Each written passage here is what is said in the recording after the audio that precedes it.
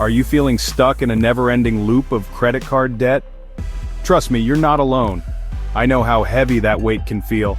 It's like having a backpack full of bricks strapped to you every single day. You see the balance, those high interest rates, and it's like you're running on a treadmill that never stops. For the longest time, I kept telling myself, this month I'll make a dent. But then, life would throw a curveball, a car repair, a medical bill, or just one of those weeks where takeout seemed like the only option. Before I knew it, I was locked into the cycle. Pay the minimum, watch the interest pile up, rinse, repeat. It's exhausting, right? Credit card debt often sneaks up on us for a bunch of reasons. Maybe it's spending a little too much here and there, maybe it's an emergency, or maybe like me, you were never really taught how to handle money in the first place. And let's be honest, those minimum payments, they're designed to keep us just barely afloat but never really moving forward. But here's what changed for me. I stopped waiting for the perfect time and made a promise to myself to tackle my credit card debt head-on. The first thing I did was sit down and build a budget. Nothing fancy, just a real look at where my money was going.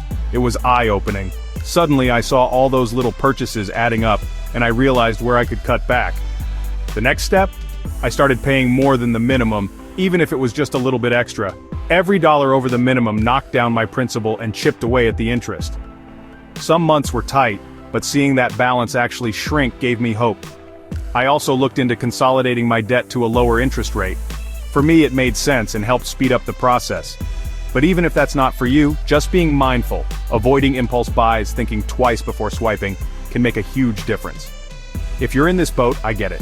It's tough, and it can feel endless. But you really can turn it around. Make a plan, stick to your budget, and remember, progress, not perfection. If you've faced credit card debt too, drop your story or tips in the comments. Let's help each other out. Nobody has to go through this alone.